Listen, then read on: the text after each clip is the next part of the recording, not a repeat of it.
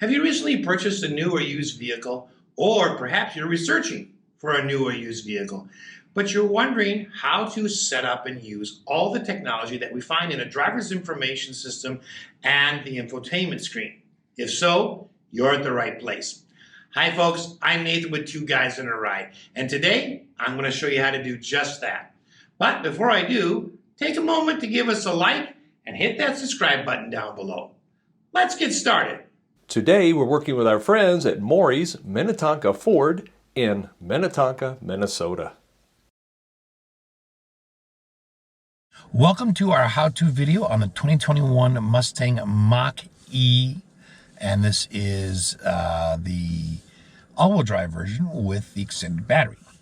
So on the driver's information screen, there isn't a lot that you can do. You can't really change anything, configure the screen. However, I think Ford's done a really nice job on putting just enough information for you. So on the driver's information screen, basically the way it's laid out is that on the far left, you have got, of course, battery range. And then you've got navigation, which you see, that's the turn-by-turn direction. And then you have your driver assist features that come next, and you can see that changing, like when if I turn on the cruise control and I do the gap setting, if you put your lane assist on or off. And then just to the right of that, you've got just basically vehicle specific. So speedometer. I do like the fact that they put the word ground speed underneath the speedometer. I think that's just kind of interesting. And then right on the top where you see where it says set, and it shows the cruise control, you just got driver assist messages that show up there. And then of course you have your gear selector on the far right, and then at the bottom you've got your odometer, and then at the far left of the screen you have got a compass, but will also read give you the ambient temperature outside. And the rest of the screen in between those two areas is just an information bar. And that's it on the driver's information screen. But I really like that Ford has made it simple, and they've given you a lot of information at the same time. We're going to move over next to the infotainment screen. It is 15.5 inches. It's quite large. The only physical button is a volume button, and this actually doesn't like connect through the screen. It's actually just got sensors on the back, so it scrapes the screen like a finger would. The system has wireless Apple CarPlay, wireless Android Auto, AM and FM radio, Sirius XM, HD radio, Bluetooth, and a 4G LTE Wi-Fi hotspot. It also has a 560 watt, 10 speaker Bang & Olufsen sound system. All right. Now, the screen itself, this is a Sync 4 system. It's very responsive and it works really well, and you'll see that throughout the video. But basically, you've got sort of two things that show up, and that's you got a car icon, and then you've got a personalized icon. So this is what you can set up to be your personal settings. So right now I'm on the car one here. If I click here, I get a profile that shows up, and then of course you can switch the profiles, edit, guest, add, that kind of stuff there. Okay, but I can also, okay, right here it gives me just some suggestions, like want to pair your phone. Here's a radio station to listen to frequently. Where can I plug into my next charge? What was my last navigation setting? And then down here it just gives you simple buttons. I like the 3D look of them. They actually look like they're almost coming out of the screen, but you've got all those basics right there. And then this part of the screen stays all the time, the climate controls. If I go back to vehicle, you have got, that's just a double click there and it brings up the screen. But basically the way the screen is laid out here is that you have, this is the app that's active. Down here you have the most commonly used apps. The 3 cards show up. You can of course scroll over and see more, but it gives you your most common ones, and then of course this area stays. So I like it. I think they've made really good use of the real estate that they have, and also just how they lay it out. So you don't have all sorts of buttons you have to push to get anywhere. Okay, so on this screen right here, of course, the main app that I'm using right now is the one that shows up large. And so you've got your radio station, you've got seek forward, or seek backwards, seek forwards. You can incrementally tune right here, or you can type in a number if you want. Up above here, you've got your sources. If I had my phone connected, that would show up. And down here, you have your presets. Now, if you want to show more presets than just this, typically you would just click on this expansion button and then you would see more, but you notice it's only showing one row. Well, if I go into the controls here and I go under preset rows, I can say I want 6 rows to show up. And then if I go back, now I've got 6 rows showing up. So you can determine how much shows up in that particular screen. And then you can close it up because it takes your cards away. So you can close that up so you can see those cards. Now down below that, of course, you've got different cards. And these, the 3 that will show up here are the most commonly used. Okay? I can scroll over and see more if I want. But they give you the most commonly used, so you could have just a quick touch there and your navigation is up.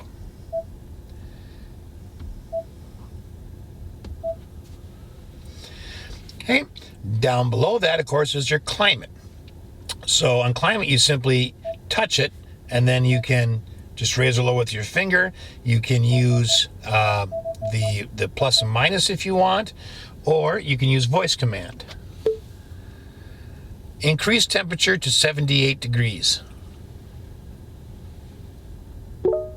Setting temperature to 78 degrees. All right, well, I'm going to lower that back down because I certainly don't want that warm here. But climate, or your voice command will do that as well. You do have auto, and you can have auto high, auto medium, or auto low as far as the fan speed goes. You have your heated seats right here, and then again you can slide this to incrementally set the heating in your seat, both on the driver and of course the passenger side. You do have your heated steering wheel button right here. You can do your fan speed right here, and right now it's set to auto, but you could raise or lower it right there. Oops. It will disappear on its own. And then you got your max defrost. You've got your max rear defrost if you want that on. And then right here, if you click on this, then it pulls up a full screen. And then, of course, you can take a look. For instance, if you turn on the AC here, you can select the modes. It kind of shows you where it's blowing. Then changes the graphic again and adds the not only the vents, but the floor as well. And then you can have the defroster on. So it gives you a little bit of a graphic there, which is nice. And then you do have your dual switch. You know, this is the sync switch. Ford calls them dual. Up here, you of course got your power button to turn it on or off. You got your max AC, your recirculatory. If you want to see information on this, if you pull it up, this is on eHeat. So eHeat says it's a supplemental electrical heater that's used to warm the cabin before the car can make its own heat. Saving or disabling that feature will save you on battery power. All right, and that's the climate control, and then of course the volume button, and then the push power. So if I want to access another app, I click on vehicle, I can click on settings, and now I can, you know, get at my phone right here. This is your sound button. So this is your balance and fade right here. And then you can put that up. You can adjust the speed compensated volume, which adjusts the volume according to the speed you're driving, and you can adjust the surround mode to be stereo or surround, and then you can go to the tone settings and get the treble, mid-range, and bass, or hit reset all, and then that little arrow just collapses everything. Okay, so if I go to my phone, I don't have a phone hooked, so I'm gonna go ahead and do that right now. So I'm just click add a phone. While that's working, I'm gonna pull up my phone and I'm gonna go to the Bluetooth settings and scroll to the bottom, and pretty soon I should see add a device right Search here. for your vehicle on your device and select it once it is found. Showed up right away, Mustang Mach-e, so I'll click on that. Confirm that the pin displayed on sync matches Yep, the they're pin the displayed same. on your device. This says, do you want to sync favorites and contacts? I don't want to do that. If it's your car, you're going to want to do that.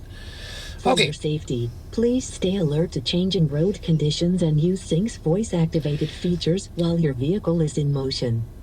Now it's asking me if I want to use CarPlay. Yes. So I'm going to click on that, and then I'm going to shut my phone off and put it back on the charger. Would you like to? I'm going to enable CarPlay. Okay. So I'm going to close that for now.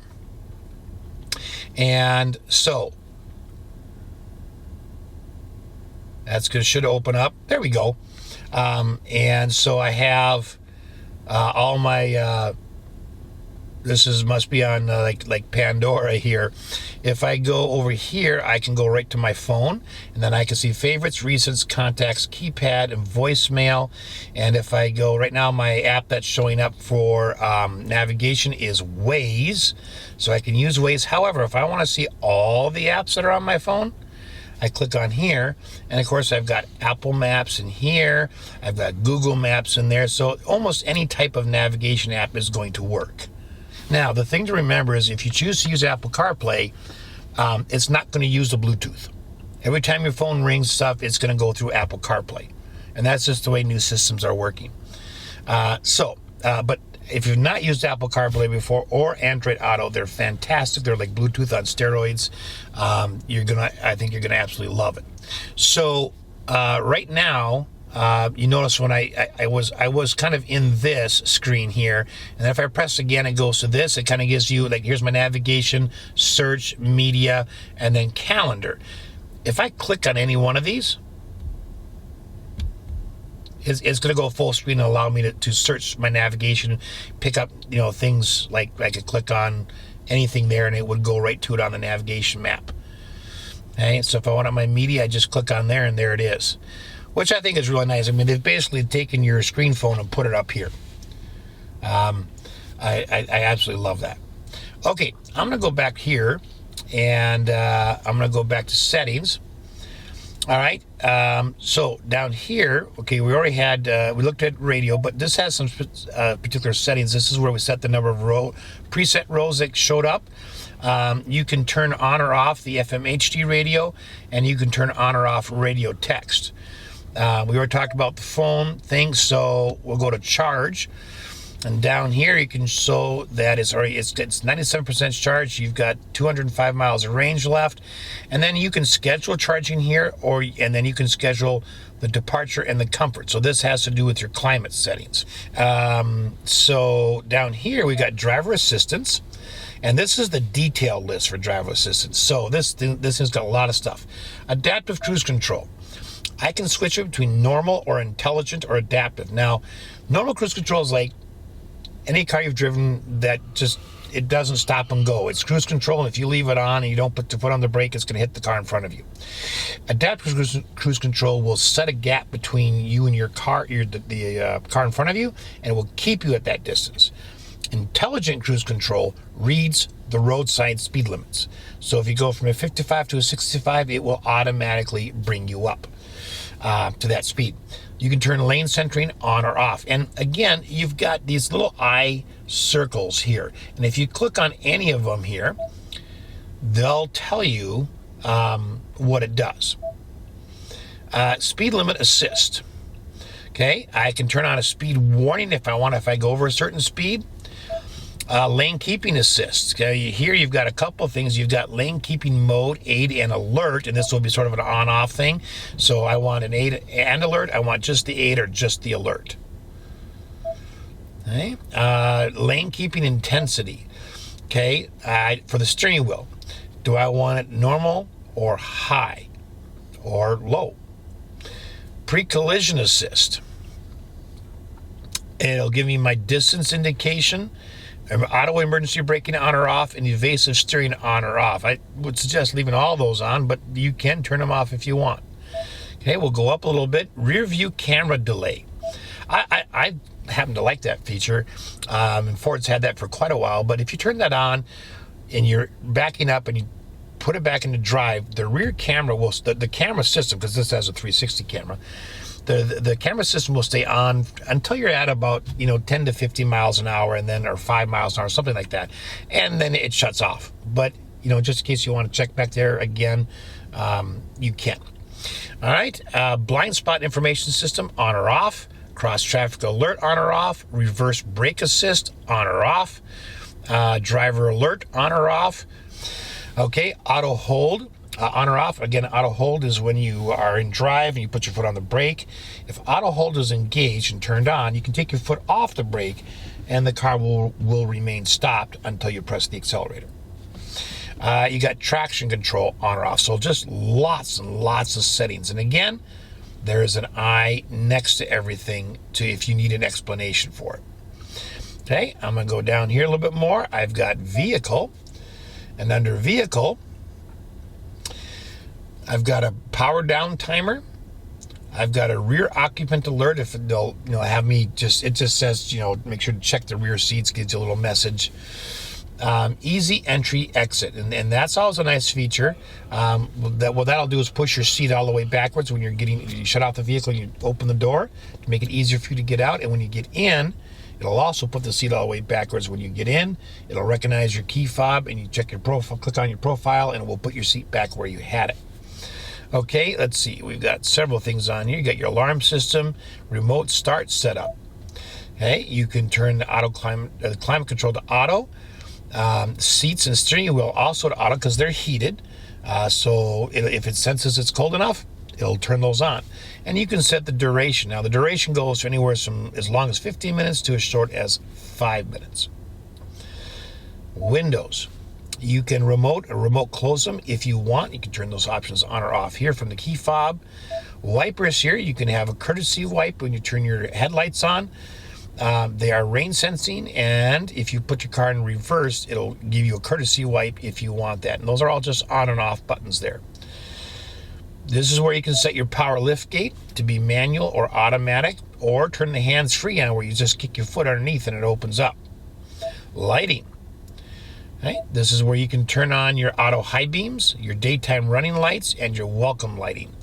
And you could also set the auto lamp delay when you shut the car off and it's night and you walk away from the car. If you want your lights to stay on for a while, you can set anywhere from 10 seconds to 120. Okay? Let's see. There's so many things here. We have a backup start code. People have asked, well, what happens if, my key fob goes dead? And you can use your phone as a key, but what if that goes dead? Well, there's a backup start code that you can do. And when you type it into the car on the side of the door, that'll give you access. There's also a way to type one into the infotainment screen itself. And then that'll allow you to start the car and drive wherever you need to go. So I like it that they've put sort of redundant systems in there. Brake coach is on. That just tells you if your braking is regenerating and how well you're doing on regenerating power. You can get a low battery warning, okay, at 20 miles, 30 miles, 50 miles, whatever you want. So on the speedometer here, what's interesting, when you click this one on to get kilometers per hour, instead of changing, like getting rid of the zero, it now puts the kilometers per hour in the big digits, but still keeps your miles per hour in a smaller set of digits below. So it's giving you both at the same time. I think that's kind of neat. General.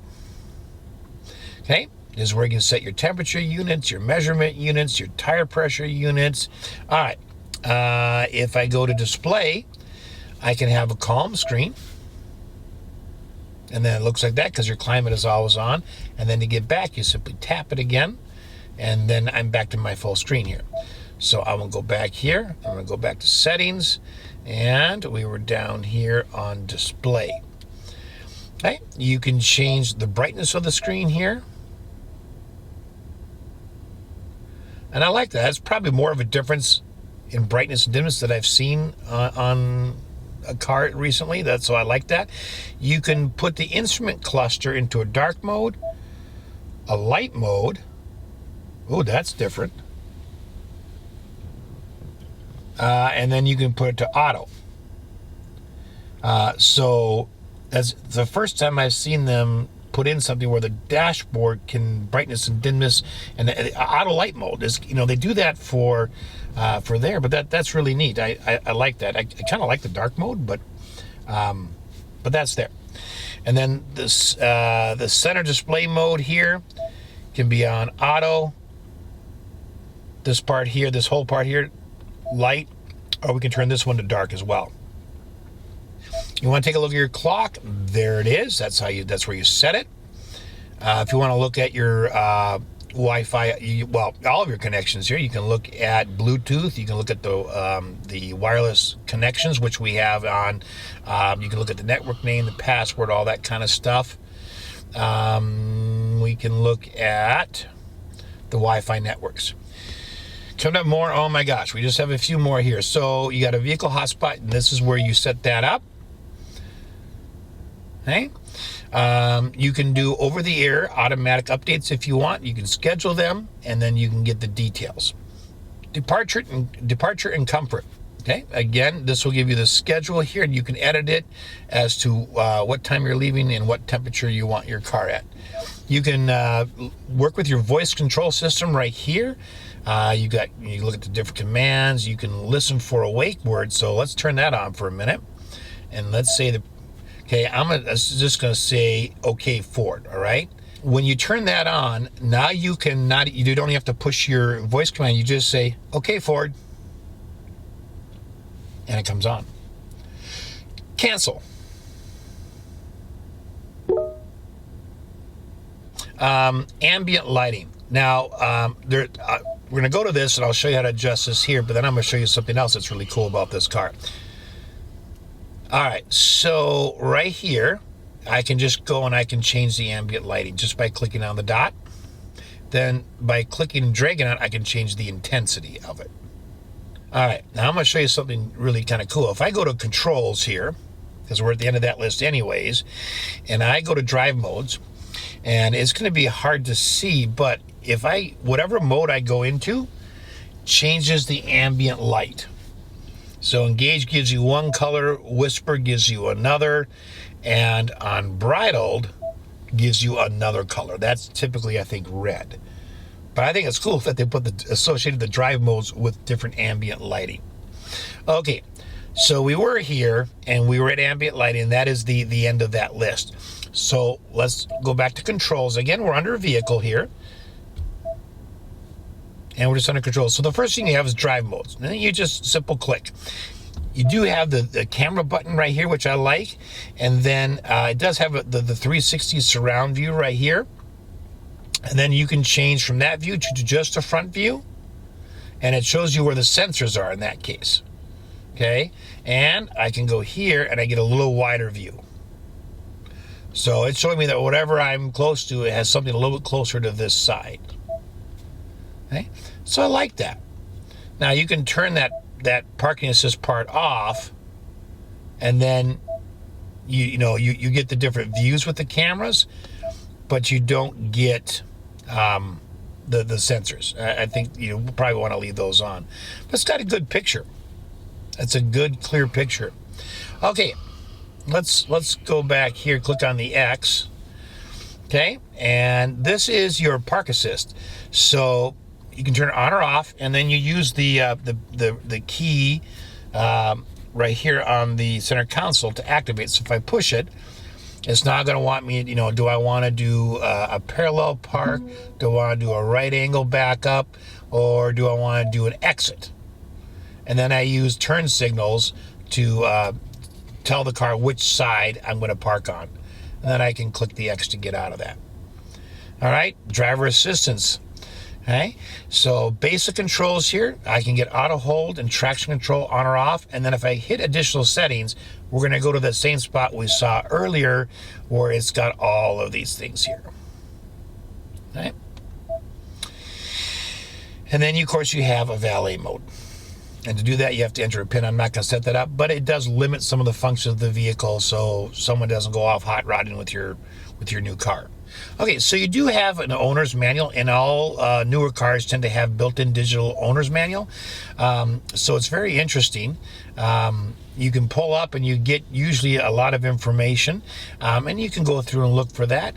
Typically, it's easier just to watch our video, but it's there if you want. Probably one of the most useful pieces of information you'll get out of this. I mean, there's a lot of detail in here, but pressing the car icon once gives you this. Pressing it a second time brings you to this screen. And if what's showing up here isn't like right there, look down here, because this is the most recent stuff you did. And so, for instance, if I wanted to go back to Apple CarPlay, then I'd have that right there. So when I clicked on Apple CarPlay, you notice the tile disappeared. And I think that my assumption is the reason behind that is, of course, because the tile is up in full screen and you don't need it anymore. It allows the system to put another tile in there to show the three most recent things. And then let's take a look at the trip features here. Okay, so you got a couple different trips you can look at.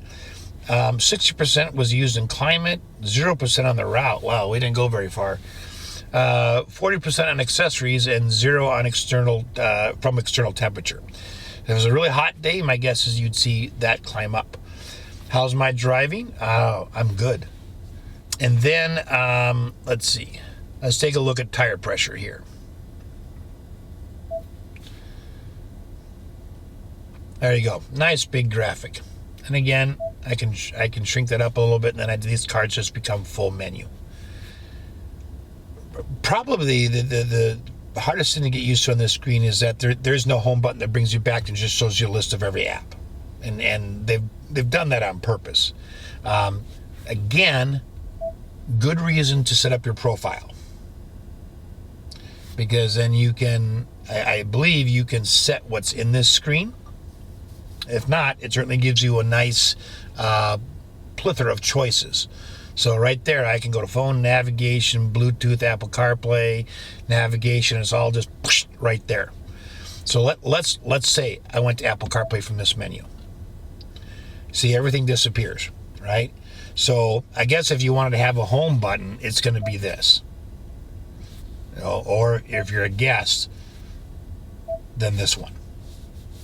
So this is going to allow you a lot more customization, and then you can have stuff right at your fingertips to click on, which is nice.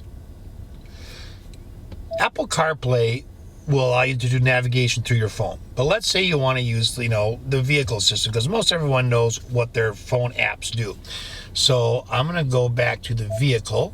Actually, I'm going to go back here to the profile setting, and I'm going to go straight to the vehicle navigation. And I'm going to click where to. I can go ahead and just click in here, and I can just type in an address if I want, or I can set a home. I can look at all these things here. So what I want to do is I just want to go back here, and I want to go to, let's say, let's see if it. Here we go. We'll just select McDonald's. Okay, I'm going to hit go. Please drive to highlighted route. If you want to see the details of your turns, you can take a look at it right there. Okay, I can hit the X right here and get back to my full map view here. And these buttons up here, this is mutes the volume of the navigation voice that talks to you. Again, that's the overall trip view. You can change the orientation of your map. Okay, that's the search button, of course, and then down here you have different features. For instance, what's up ahead, okay, and actually lists charging stations. If I click on that again, I can exit services. Okay, there's not going to be a lot of exits near us. Traffic alerts. Okay, you can even look at parking. Tells you how much it is. Okay, you can look at weather. So there's a lot of features in here. Now the other thing you do is this is where you can cancel the route. However, you have an X right up here as well. Okay, so there you go, and that's the basics of how you would plot a course, and then how you would exit out of a navigation address. Okay, so a very nice system, very nice sounding system with the Bang & Olufsen speakers in here. I hope this has been helpful. Thanks for watching.